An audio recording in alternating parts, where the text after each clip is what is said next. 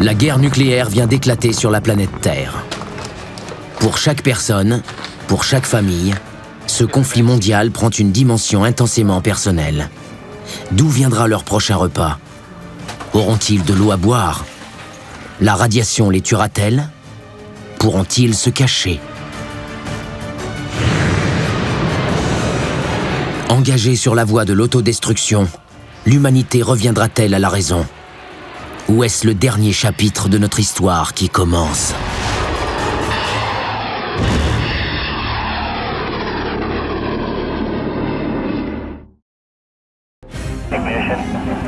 Que se passerait-il si une guerre nucléaire mondiale éclatait aujourd'hui? Pourriez-vous y survivre?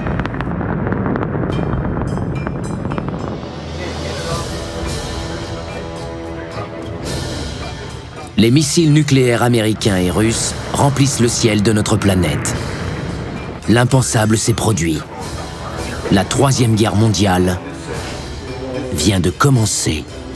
Ces armes de destruction massive mettront de 10 à 30 minutes à atteindre leur cible. Les premières villes qui seraient frappées sont celles où se trouvent d'importantes structures de commandement militaire et civil, soit la ville de Washington et Moscou. Les conséquences seraient absolument dévastatrices. C'est difficile à imaginer, à moins d'avoir vu des images de la destruction qui a eu lieu à Hiroshima et Nagasaki, les deux villes japonaises bombardées.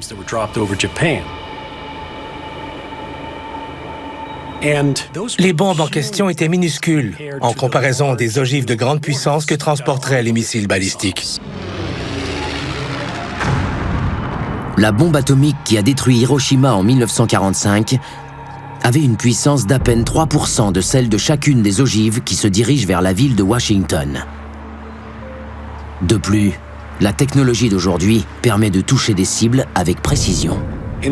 À Washington, les cibles qui seraient les premières touchées sont sans doute la Maison-Blanche et le Pentagone. On fait souvent exploser les bombes atomiques dans les airs. La Maison-Blanche et le Pentagone, toutefois, sont la cible d'explosions au sol. En explosant près de la surface, les bombes peuvent détruire les centres de commandement souterrains et les abris destinés aux membres du gouvernement. L'explosion au sol permettrait d'infliger le maximum de dommages sous terre. Elle créerait un cratère et détruirait les bunkers.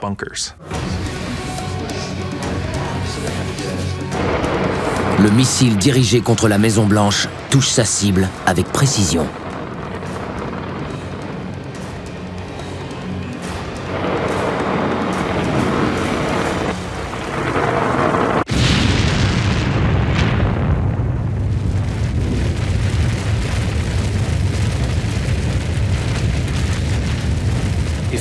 Une ogive de 500 kilotonnes lancée contre la Maison-Blanche provoquerait une boule de feu d'1,5 km de diamètre.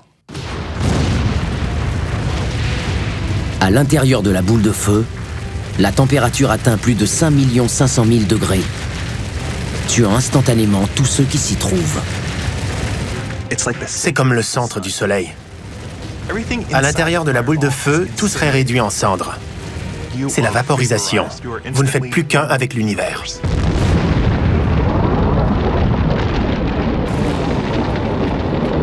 La pression de souffle à l'extérieur de la boule de feu est presque aussi meurtrière. Elle projetterait des objets sur vous et vous sur des objets. Le souffle fracturait les os et pourrait même arracher la peau.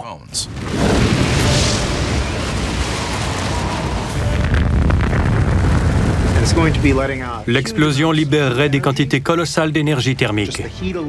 La chaleur à elle seule pourrait infliger des brûlures au 3e degré à des gens se trouvant à plus de 10 km.